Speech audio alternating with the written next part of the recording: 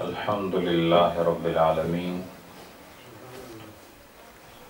الصلاة والسلام علی محمد وعلی آلہ واصحابہ اجمعین اما بعد اعوذ باللہ من الشیطان الرجیم بسم اللہ الرحمن الرحیم قد افلح من تزکا وذکر اسم ربہ فصلی بل تؤثرون الحیاة الدنیا والآخرۃ خیر وابقی صدق اللہ مولانا العظیم۔ درود پاک الصلاۃ والسلام علیک یا رسول اللہ وعلی آلہ واصحابہ یا رحمۃ للعالمین۔ آپ احباب نے بہت ساری نعتیں اور علامہ عبدالرزاق صاحب کی خوبصورت گفتگو سماعت فرمائی۔ آج کی یہ بزم آپ لوگوں کا اجتماع محترم حاجی محمد منیر صاحب کے آشیانے پر اس کی دو جہات ہیں، ایک جہت کا رخ میلاد مصطفیٰ ہے اور دوسری جہت کا رخ ایصال ثواب ہے، اور یہ اللہ کا کرم ہے کہ یہ دونوں جہات اللہ نے سنیوں کو عطا فرمائی۔ ایصال ثواب بھی ہم کرتے ہیں، میلاد مصطفیٰ بھی ہم کرتے ہیں۔ جس کے حصے میں جو آیا اس نے وہی کرنا ہے۔ ہمارے حصے میں معمولات اتنے خوبصورت، اتنے پاکیزہ، اتنے محبوب آئے کہ ہماری راتیں بھی روشن ہیں اور دن اللہ کی طرف سے ویسے ہی روشن ہے۔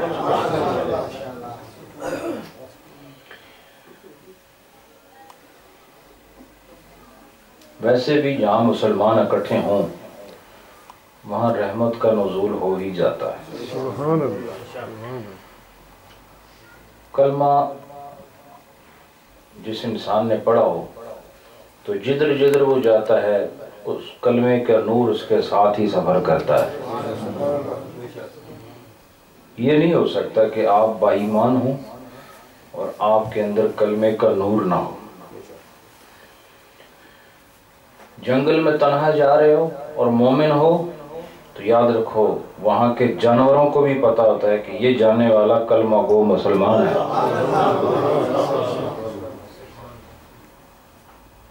ایک مسلمان کی آپ کو میں قیمت بتاؤں آپ کو، ایک مسلمان کی، آپ سب کی نہیں، صرف ایک مسلمان کی قیمت بتاتا ہوں آپ کو، اور ایک مسلمان کی جو اللہ کی جو سائٹ ہے اس میں جو اس کا رینک ہے اور جو اس کا آنر اور اس کی جو ڈگنیٹی ہے وہ میں آپ کو بتاتا ہوں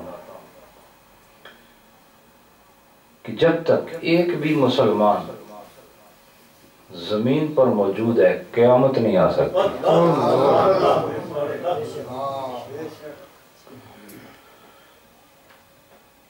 جس وقت ایک بھی مسلمان نہ رہا نا، آخری کلمہ گو مسلمان جب فرشتہ آیا اور اس کی روح کو اس کے جسم سے لے گیا، یاد رکھو وہی لمحہ قیامت کا لمحہ ہوگا۔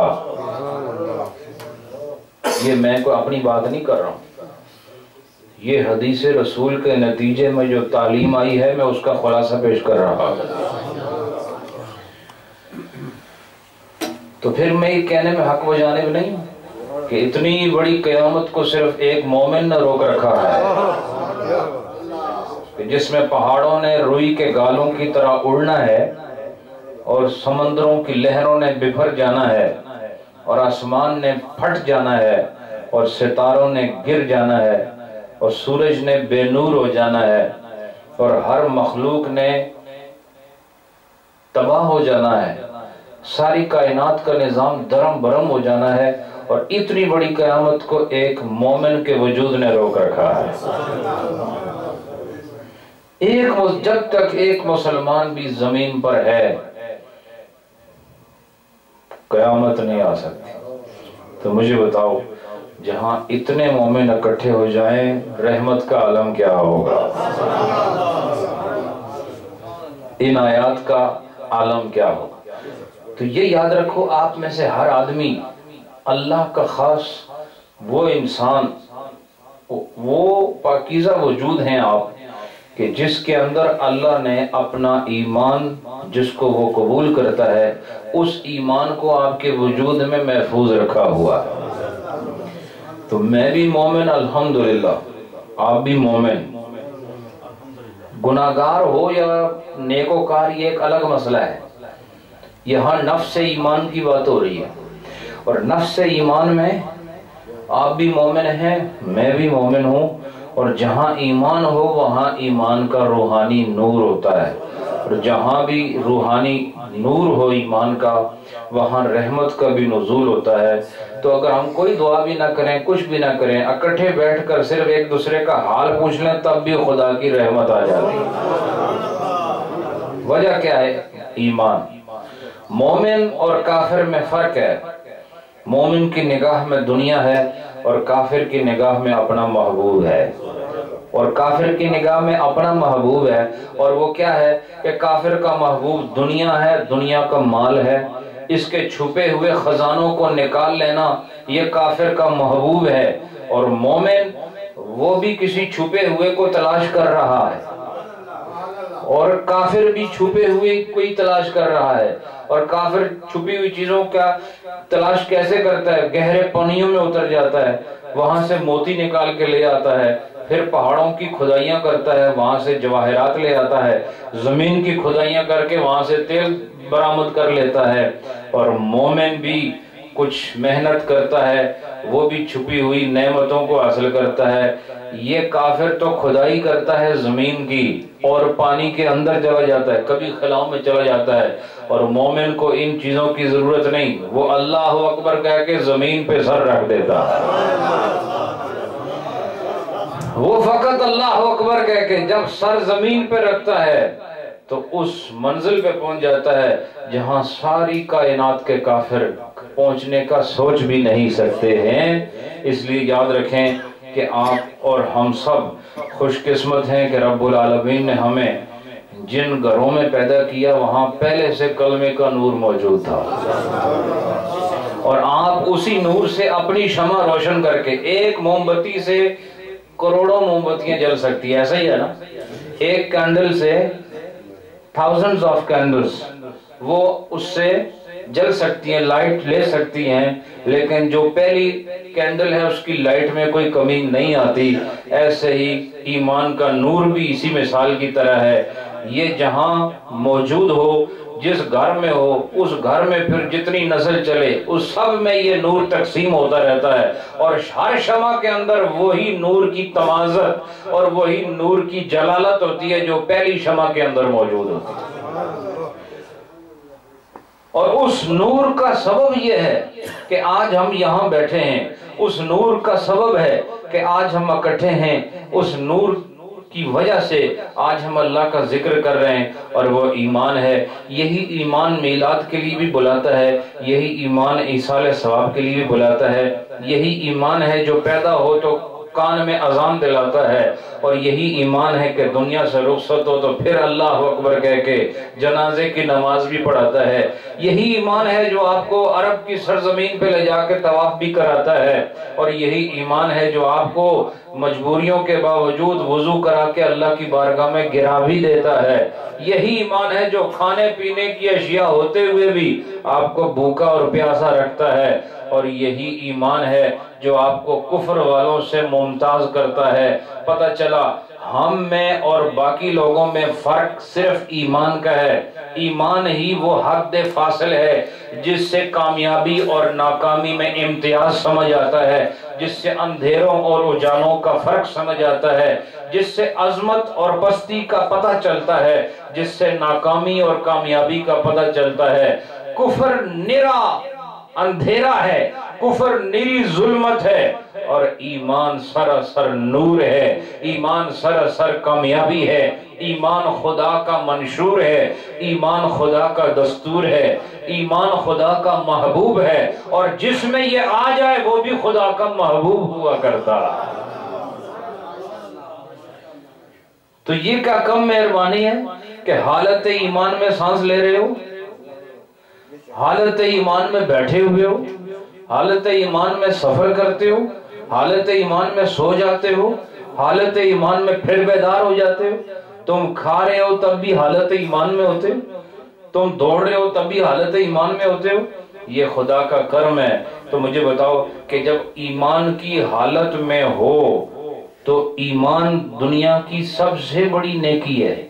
یاد رکھو، یہ باقی جتنی نیکیاں ہیں یہ سب اس پر موقوف ہیں۔ سب سے بڑی نیکی کیا ہے؟ ایمان ہے، اور ایمان جسے حاصل ہو جائے ہر وقت نیکی میں ہے، وہ سوتے ہوئے بھی نیکی میں، سو رہا ہے تب بھی نیکی میں، جاگ رہا ہے تب بھی نیکی میں۔ تو لیکن مومن جب اس مقام پر آ جائے، اس مقام پر آ جائے کہ وہ سمجھ جائے کہ میں ہوں کون، یاد رکھو اپنے آپ کو پہچانو کہ آپ کون ہیں، اور جس دن اس بات کو میں سمجھ گیا، آپ سمجھ گئے، ہمارا بولنے کا انداز بدل جائے گا، ہمارے دیکھنے کا انداز بدل جائے گا، ہمارا سننے کا انداز بدل جائے گا، ہمارا نشست و برخاست کی کیفیات بدل جائیں گی۔ کیوں؟ جب یہ احساس ہو گیا کہ ہم کون ہیں، تو پھر جیسا آپ کو تعارف میسر آئے گا اس کے مطابق عمل ہوگا۔ جب دل میں یہ بات راسخ ہو گئی کہ ہم کون ہیں، پر جواب آیا کہ ہم مومن ہیں، تو مومن کی کوئی شکل ہے، مومن کا کوئی لباس ہے، مومن کی کوئی عادت ہے، مومن کی کوئی خصلت ہے، مومن کا کوئی دستور ہے، مومن کا کوئی منشور ہے، مومن کی کچھ عادتیں ہیں، مومن کی کچھ کھانا پینا ہے، مومن کا سونا جاگنا ہے، مومن کی پوری زندگی کا ایک منصوبہ ہے۔ یہ کہاں سے ملے گا؟ جو مومن ہے اس کے لیے یہ سب چیزیں ضروری ہیں۔ تو لہٰذا اس ہدایت کے لیے رب العالمین نے مومنوں کو بشری حالت میں اپنا محبوب عطا فرمایا کہ تمہارا دستور، تمہارا منشور، تمہاری صورت، تمہاری سیرت، تمہارا لباس، تمہاری نشست، تمہاری برخاست، تمہارا سفر، تمہارا حضر، تمہارا قیام، تمہارا طعام، تمہارا آنا، تمہارا جانا، تمہارا سونا، تمہارا جاگنا، تمہارا کھانا، تمہارا پینا، تمہارا پڑھنا، تمہارا پڑھانا، تمہاری عبادت، تمہاری ریاضت، تمہارا تقوی، تمہاری پرہیزگاری اور تمہاری شب گزاری، تمہارا سفر کرنا، تمہارا قیام کرنا، تمہارا بچپن میں رہنا، جوانی میں آنا، بوڑھے ہو جانا، جہاد میں جانا، حالت امن میں رہنا، جنگ میں رہنا، اور سجدے میں جانا، قیام میں رہنا، رکوع میں رہنا، قعود میں بیٹھنا، پیدل چلنا، سواری پہ رہنا، عورتوں میں رہنا، مردوں میں رہنا، مجمع میں رہنا، تنہائی میں رہنا، اندھیرے میں رہنا، اجالے میں رہنا، شرق میں رہنا، غرب میں رہنا، تمہاری ابتدا سے انتہا تک پوری زندگی کا منشور محمد کی زندگی میں موجود ہے۔ یہ پوری زندگی کا منشور ایک ذات کے اندر ہے۔ سیاست بھی وہیں پر ہے، عبادت بھی وہیں پر ہے، خلافت بھی وہیں پر ہے، نیابت بھی وہیں پر ہے، عبادت بھی وہیں پر ہے، شریعت بھی وہیں پر ہے، طریقت بھی وہیں پر ہے، ظاہر بھی وہیں پر ہے، باطن بھی وہیں پر ہے، انوار بھی وہاں ہیں، اسرار بھی وہاں ہیں، ابہار و انہار کائنات بھی وہاں ہیں۔ وہ کائنات کے اندر گھومنے کی ضرورت کیا ہے؟ جانے کائنات خود محمد کی ذات ہے۔ کائنات میں پھرنے والا محدود ہے، کائنات میں پھرنے والا محدود ہے۔ ہم کہتے ہیں جانے کائنات کو سمجھو، کائنات خود تمہاری غلام بن جائے گی۔ جو محمد کے ہو جاتے ہیں، زمین و آسمان کی ہر شے ان کے تابعدار ہو جاتی ہے۔ جو محمد رسول اللہ کے غلام ہو جائیں۔ آپ مجھے بتائیں، جانوروں نے تابعداری نہیں کی صحابہ کرام کی؟ پرندوں نے نہیں پہچانا، جانوروں نے نہیں پہچانا، حتیٰ کہ پانی کے اندر رہنے والی مچھلیوں کو بھی پتا ہوتا ہے کہ اس وقت جو سامنے ساحل پہ کھڑا ہے یہ اللہ کا ولی ہے، ان کو پتا ہوتا ہے، ہر چیز جانتی ہے مومن کیا ہے۔ اور آپ کو پتا ہے کہ آپ پڑھیں کتابیں تو آپ کو پتہ چلے کہ جب ایک کافر انسان دنیا سے لے جایا جا رہا ہوتا ہے، چاہے اس کو جلایا جائے، اس کو زمین میں دفنایا جائے، جو بھی کیا جائے، تو جب اس کو لے جایا جاتا ہے تو وہ بہت واویلا کرتا ہے، بہت شور کرتا ہے، مجھے مت لے کے جاؤ، بہت شور کرتا ہے، مجھے مت لے کے جاؤ، کیونکہ اسے اپنا انجام نظر آتا ہے۔ اور جب وہ روتا ہے، وہ چیخو پکار کرتا ہے، وہ کسی کو آپ کو نظر آتا ہے؟ آپ سنتے ہیں؟ آپ نہیں سنتے، لیکن انسان اور جنات کے علاوہ ساری مخلوق، چرندے پرندے گزندے، سب اس کی آواز سنتے ہیں۔ معلوم ہوا کہ خدا تعالیٰ نے مومن اور کافر کا فرق پرندوں چرندوں اور چوپایوں کو بھی عطا فرمایا کہ دیکھ لو مومن کون ہے، کافر کون ہے، اور ان دونوں کی کیفیات کو یہ پرندے، یہ چرنے والے، رینگنے والے، دوڑنے والے، تیرنے والے، اڑنے والے، یہ سب جانتے ہیں کہ مومن کون ہے، کافر کون ہے۔ تو اب ساری کائنات اس بات کو سمجھتی ہے کہ ایمان کا مقام کیا ہے، تو خدا تعالیٰ نے اس ایمان کے قبول کرنے کی دعوت کسے دی؟ ذرا اپنی شان بھی تو دیکھو نا، کہ خدا نے آپ کو اس قابل سمجھا نا کہ میں اپنا فیض ایمان کسی سینے میں رکھوں۔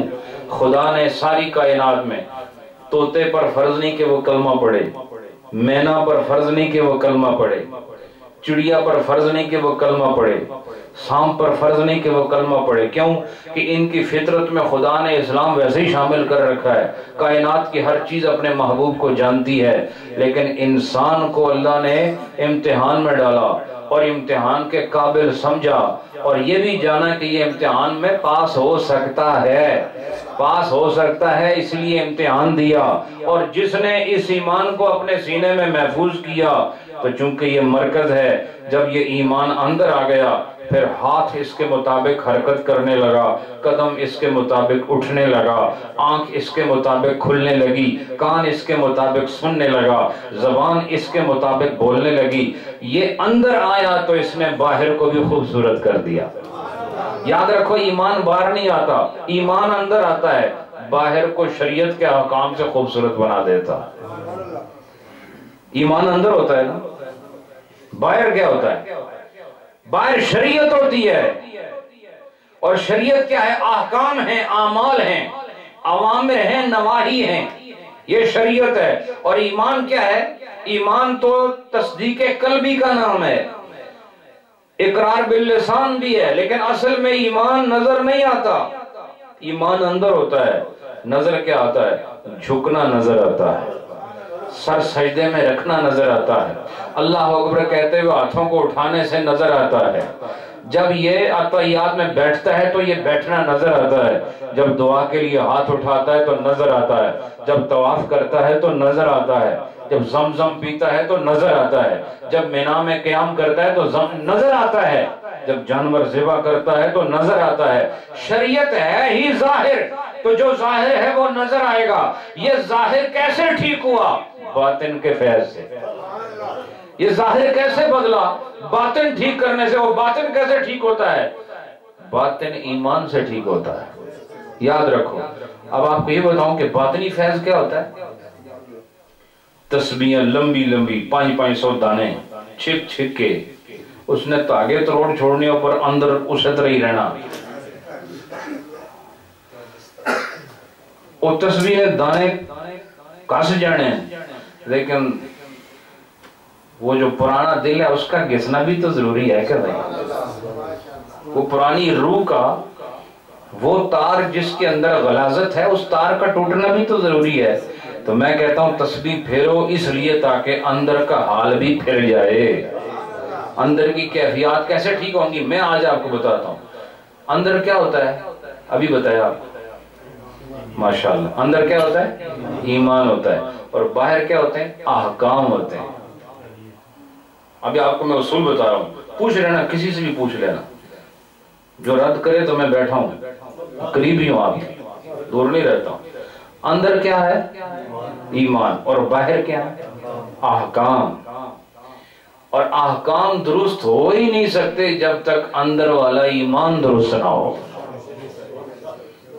اور میں اس کی مثال یہ دیتا ہوں کہ دیکھو یہ پانی ہے نا، دیکھو آپ سب پریکٹیکل لوگ ہیں ماشاءاللہ اور پریکٹس کرنے والے لوگ ہیں، تو میں بھی یہاں ایک ایکسپیریمنٹ نہیں کر رہا بلکہ صرف آپ کو اگزامپل کے طور پر سمجھا رہا ہوں کہ یہ مجھے پتہ ہے اس کے اندر کیا ہے،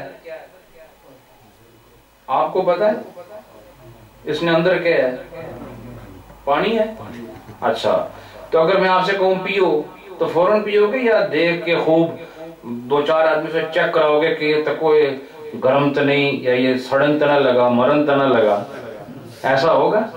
نہیں ہوگا نا، آپ فوراً پی جاؤ گے، اس لیے کہ آپ کا جو اندر ہے نا اس کے بارے میں وہ اتنا صاف ہے کہ آپ کو تھوڑا بھی تردد نہیں اس کے پینے میں، فوراً پی جاؤ گے۔ لیکن اگر اس میں سے بھاپ اٹھ رہی ہو بڑی زور کی، بھاپ کو آپ کی زبان میں کیا کہتے ہیں جی؟ تواں کٹو تھوڑا، بولنے کوئی نہیں۔ اگر اس میں سے بھاپ باہر آئے اور باہر بھی پسینہ آیا ہو تو پھر احتیاط کرو گے یا اسی طرح پی جاؤ گے؟ بولو نا، احتیاط کرو گے نا، کیوں کہ اب اندر کی بات یہ بتا رہی ہے کہ ہاتھ نہ لگانا، فوراً جل جاؤ گے۔ تو جتنا آپ کا ایک گلاس پر ایمان ہے نا، اتنا آخرت پر ایمان ہو تو خدا کی قسم آپ کے سارے عمل ٹھیک ہو جائیں۔ یہ میں بتا رہا ہوں باطن ٹھیک کرنے کی بات، یہ سارا کھیل باطن کا تسبیحاں نہیں، اور یاد رکھو تسبیحوں سے آپ کی نیکیوں میں اضافہ ہو سکتا ہے، اندر ایمان صحیح صاف ہوگا۔ ایمان مضبوط کرو تو پھر عمل خود بخود درست ہوگا۔ وہ کیسے؟ قیامت میں کیا ہے آپ کو بتایا کہ جو نیکی کرے گا وہ کدھر جائے گا، اور جو برائی کرے گا کدھر جائے گا؟ اور جہنم میں آپ کو پتا نا بہت اچھے باغ ہیں، بڑے بڑے درخت لگے ہوئے ہیں، ہے نا؟ ایسے ہی ہے نا، ماشاءاللہ۔ جہنم میں کیا ہے؟ وہاں بوفے سسٹم ہے نا آپ کے لیے، مجھے بتاؤ نا وہاں پہ کیا ہے؟ آگ ہی ہے نا، بستر بھی آگ کا، لباس بھی آگ کا، خوراک بھی آگ کی، جس مکان میں رہ رہے ہو اس کی اینٹیں بھی آگ کی، اس کا جو سرانہ ہے نا وہ بھی آگ کا، اس کے جو جوتے ہیں وہ بھی آگ کے۔ اور آپ کو پتہ ہے کہ سب سے کم عذاب جہنم کا کیا ہے؟ کہ ایک آدمی کو آگ کے جوتے پہنائے جائیں گے اور اس سے اس کی جو دماغ ہے نا وہ ایسے بوائل کرے گا جیسے ہانڈیا میں پانی بوائل کرتا ہے اس بوٹوں کی وجہ سے۔ یہ وہ ہے جس کا یعنی جو لیسٹ اماؤنٹ آف ٹورمنٹ ہے، یعنی سب سے کم عذاب جو ہے جس آدمی کے لیے سب سے کم عذاب ہے وہ یہ ہے۔ تو جس کا سب سے زیادہ ہے وہ کیا ہوگا؟ ابھی آپ کچن میں جاؤ، میں آپ کو بتاتا ہوں ایمان کیا ہوتا ہے۔ کچن میں جاؤ، توا رکھا ہو تو آپ اس کو پتا ہے کہ ابھی ہماری امی نے روٹی پکائی ہے، اس کے پاس ہاتھ رکھو گے؟ بولو نا۔ اچھا جب وہ بالکل ٹھنڈا ہو پھر ہاتھ رکھتے ہو؟ پہلے ہاتھ نہیں رکھا بعد میں رکھا، یہ کیا ہے؟ اندر نے باہر کی کام ٹھیک کیا ہے، اندر والے کیفیت نے باہر والی کیفیت کو درست کیا، کیونکہ اندر یہ تھا کہ ہاتھ نہ لگانا، آپ نے فوراً ہاتھ پیچھے رکھا، پھر اندر سے آواز آئی اب ہاتھ لگاؤ، آپ نے فوراً ہاتھ لگایا۔ تو یہ اندر کی کیفیت جو آپ کے مثالیں جو سامنے ہیں اس کے لیے جس طرح آپ پانی کے اندر چھلانگ نہیں مارتے، کیونکہ اندر یہ ایمان پختہ ہے کہ چھلانگ ماری تو مر جاؤں گا، اور 10 منزلہ عمارت سے تم چھلانگ نہیں مارتے، کیوں کہ اندر یہ عقیدہ موجود ہے کہ جیسے ہی میں نے ایسے کیا جسم کے ٹکڑے ہو جائیں گے، جسم پھٹ جائے گا، مر جاؤں گا۔ تو جس طرح آپ اس حقیقت پر ایمان رکھتے ہیں اس طرح اللہ اور آخرت کے دن پر ایمان رکھو۔ آپ کا ہاتھ، آپ کی آنکھ، آپ کی زبان، آپ کے کان، آپ کے لب، آپ کے رخسار، آپ کی جسم کا ہر عضو وہ شریعت کے مطابق عمل کرے گا، کیوں؟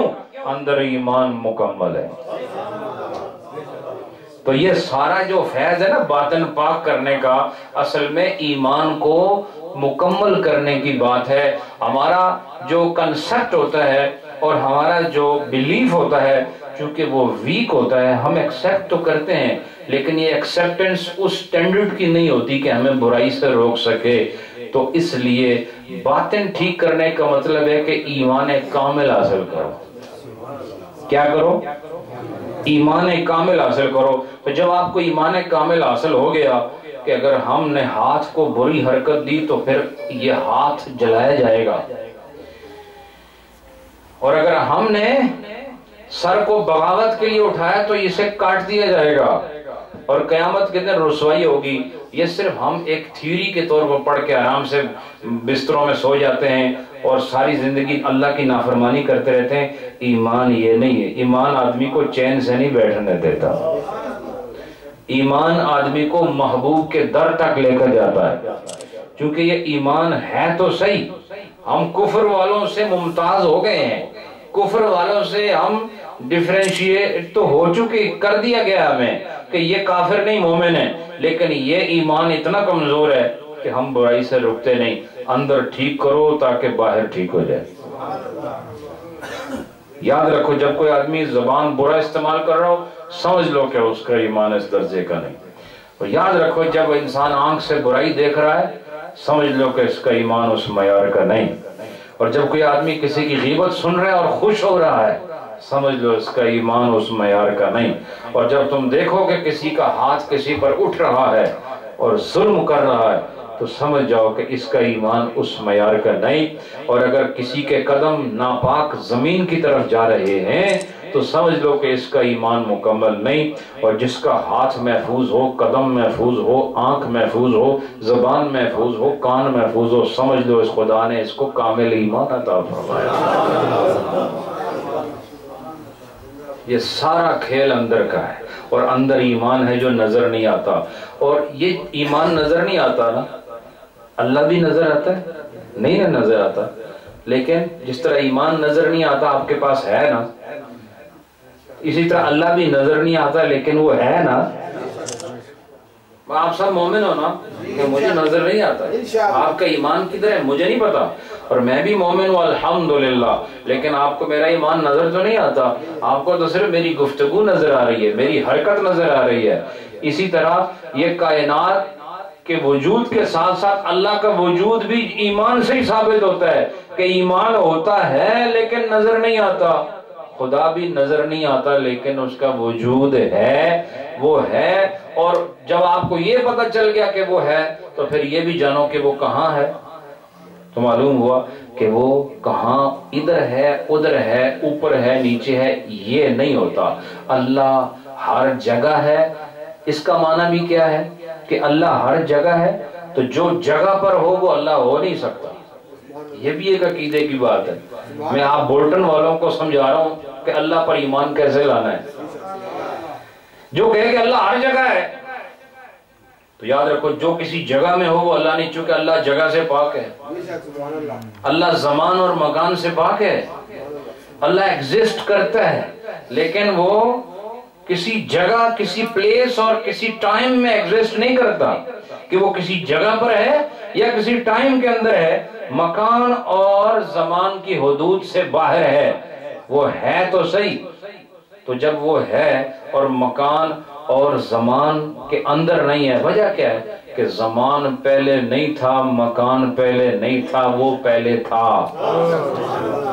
جب زمانہ نہیں تھا تب بھی وہ تھا، اور جب مکان نہیں تھا تب بھی وہ تھا، اور جب یہ زمان اور مکان آگے تب بھی وہ ہے. اور ایک وقت آئے گا یہ پھر نہیں رہیں گے، پھر بھی وہ ہوگا. پھر قیامت کے بعد جب سب کو، ہر چیز کو پھر پیدا کیا جائے گا پھر بھی وہ ہوگا. پتہ چلا خدا کو ماننا اس لیے ضروری ہے کہ رب کائنات ہمارا خالق ہے. اس نے ہمیں پیدا کیا، اور پیدا کرنے کے بعد جس طرح وہ خود نظر نہیں آتا، ایک ان دیکھی نعمت کو ایمان کا نام دے کر چاہا کہ یہ ہر سینے میں چمکتا نظر آئے، ہر دل میں دمکتا نظر آئے. اور جس کے اندر جتنا قوی ایمان ہوتا ہے اتنا ہی اس کے باہر وہ ایمان عمل کی شکل میں نظر آتا ہے. آپ کو پتہ ہے ہر جگہ قرآن نے ایمان کے ساتھ اعمال کا اکثر جگہ ذکر کی. اِلَّا الَّذِينَ آمَنُوا وَعَمِلُوا الصَّالِحَاتِ آمَنُوا وَعَمِلُوا الصَّالِحَاتِ آمَنُوا وَعَمِلُوا الصَّالِحَاتِ. وجہ کیا ہے کہ ان کا آپس میں رشتہ اتنا قریب ہے کہ عمل ہو ہی نہیں سکتا جب تک ایمان نہ ہو.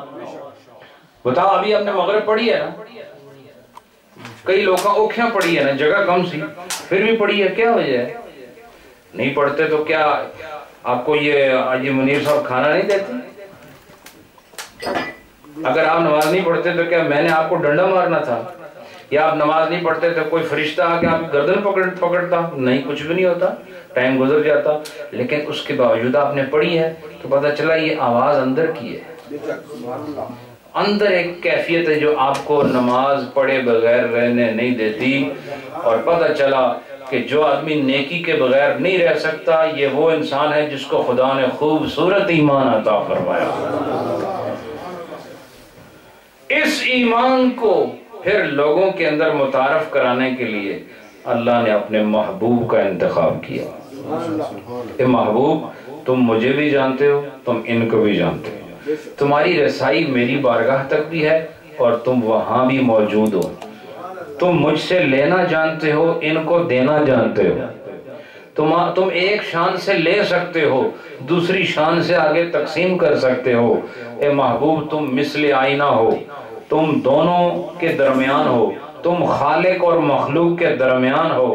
تم ایسے خوبصورت محبوب ہو اور اتنی پیاری مخلوق ہو کہ تمہیں میں نے اپنے اور مخلوق کے درمیان رکھا ہے کہ مخلوق کے اندر یہ صلاحیت نہیں کہ وہ خالق سے فیض لے سکے. میں نے تمہیں درمیان میں وسیلہ رکھا ہے، تم ادھر سے لیتے جاؤ، ادھر اپنے غلاموں میں تقسیم کرتے جاؤ.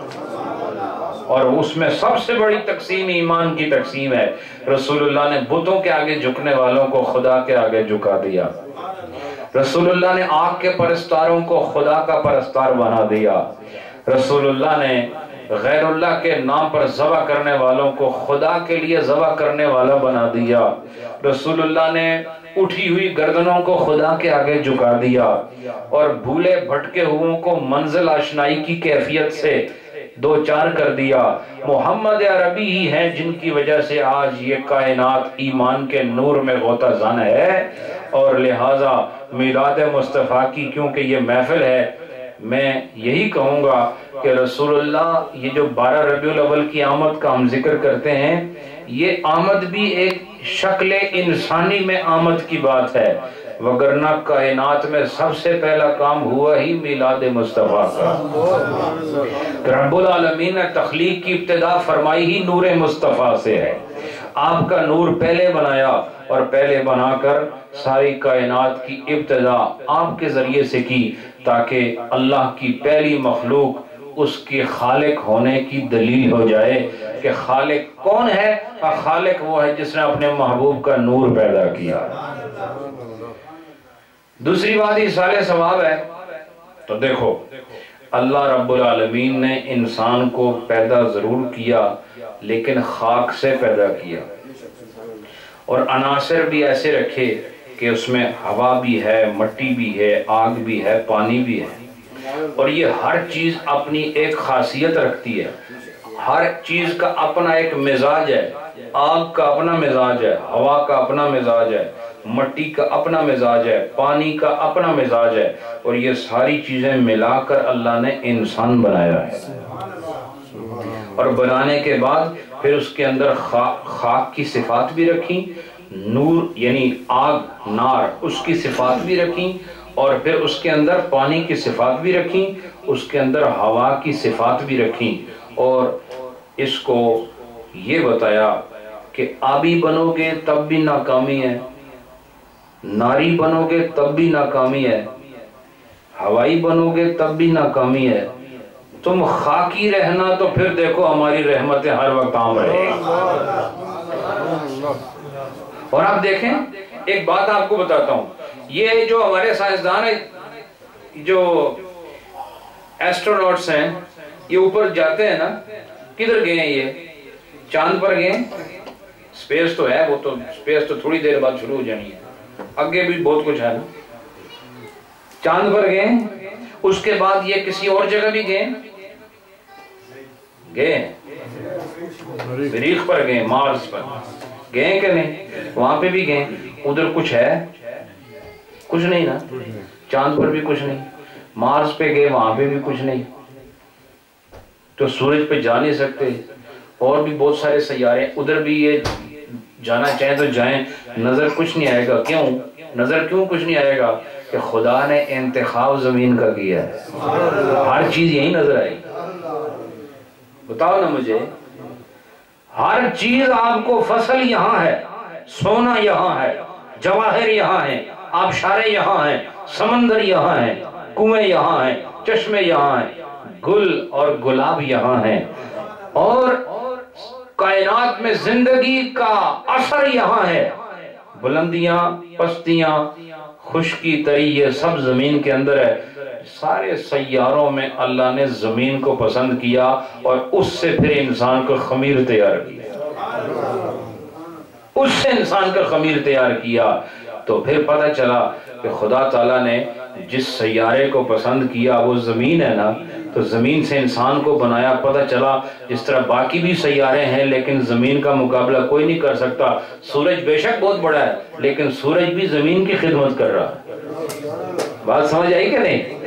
سورج زمین کی خدمت کر رہا ہے بڑا ہے، نور ہے، لیکن خدمت خاک کی کر رہا ہے نور اور خدمت خاک کی کر رہا ہے. کیوں؟ کہ یہ خدا کی مخلوق ہے اور تابعدار ہے. کہا اسی طرح اے انسانوں تم بھی اسی خاک سے پیدا کیے گئے ہو، خدا کی تابعداری کرو تاکہ سارا جہان تمہاری خدمت کرے. جہان تمہاری خدمت کرے. یہ کرے گا کب؟ جب خدا کی تابعداری کرو گے. اور پھر میرے دوستو، یہ انسان جب ان عناصر سے پیدا ہوا تو پھر کچھ نہ کچھ اثرات ہوئے. شیطان بھی درمیان میں ہے، خون کے اندر چھوڑ دیا گیا.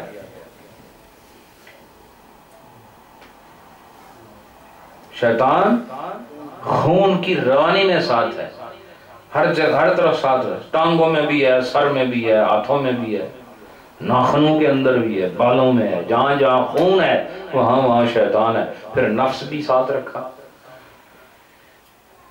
یہ جنگ رکھی انسان کی. انسان امن میں نہیں رہ سکتا، انسان کو ہر وقت جنگ کرنی پڑتی. اسی لیے اس کو جہاد اکبر کہا. جو ہم تلواروں سے لڑتے ہیں نا، یہ نکا جہاد ہے، بہت نکا جہاد ہے. کیوں؟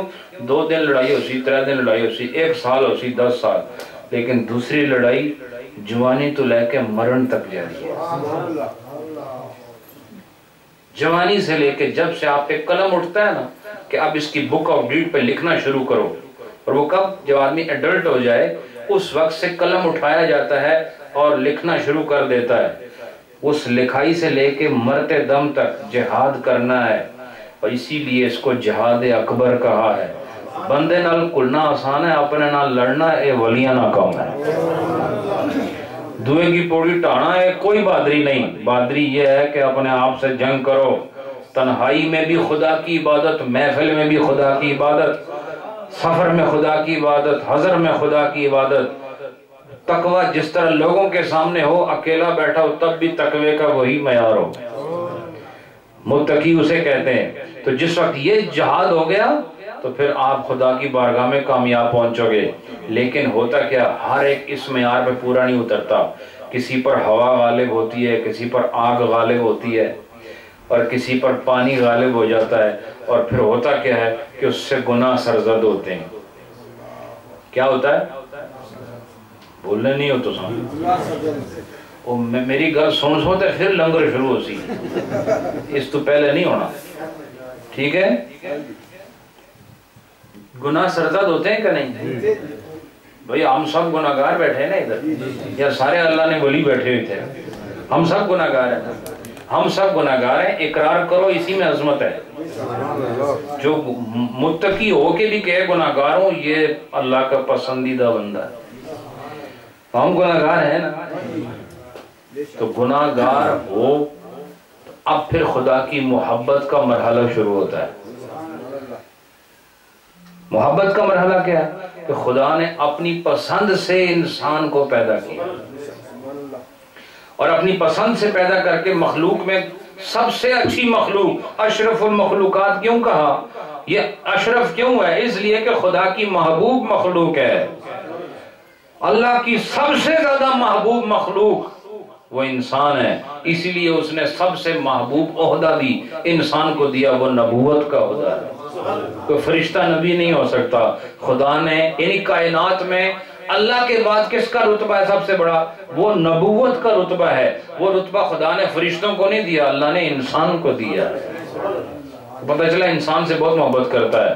تو اس محبت کا تقاضا یہ تھا کہ کسی نہ کسی طریقے سے اس کو بچایا جائے. تو پھر ایصال ثواب کو درمیان میں رکھ دیا کہ کوئی تو طریقہ ہو کہ یہ بچ جائے. چونکہ میں نے محبت سے پیدا کیا ہے، چلو اس سے جو کچھ رہ گیا، اس کے پیچھے جو مومن بچ گئے ہیں وہ اس کے لیے کچھ تحفے تحائف بھیجیں تاکہ اس کی قبر کی اور حشر کی منزل آسان ہو جائے.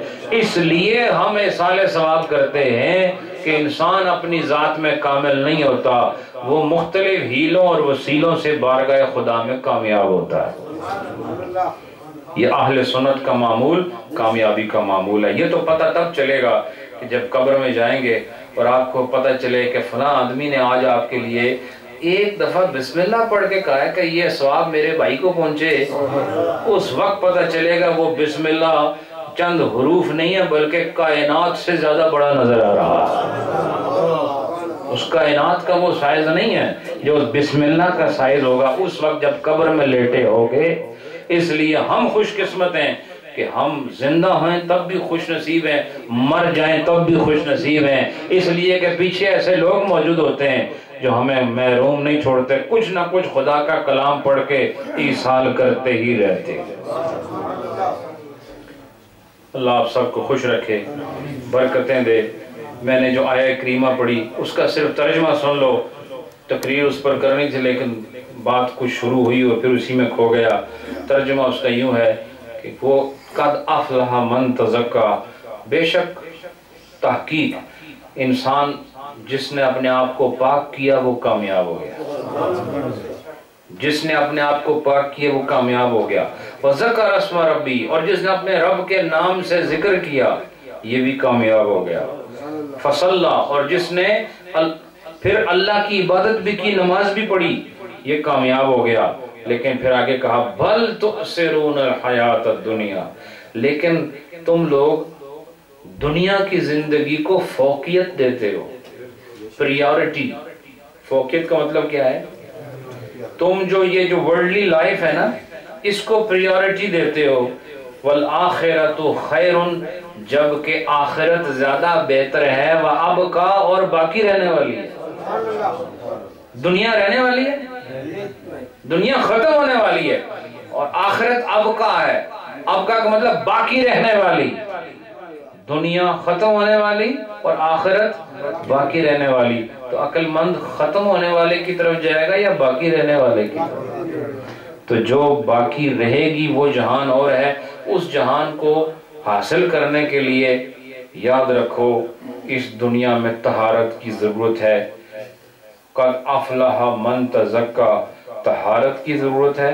طہارت کے بعد خدا کے ذکر کی ضرورت ہے. خدا کے ذکر کے بعد نماز کی ضرورت ہے.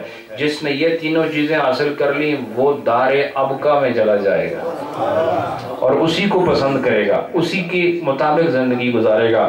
اللہ آپ سب کو خوشیاں نصیب کرے. تھوڑا سا ذکر کرتے ہیں.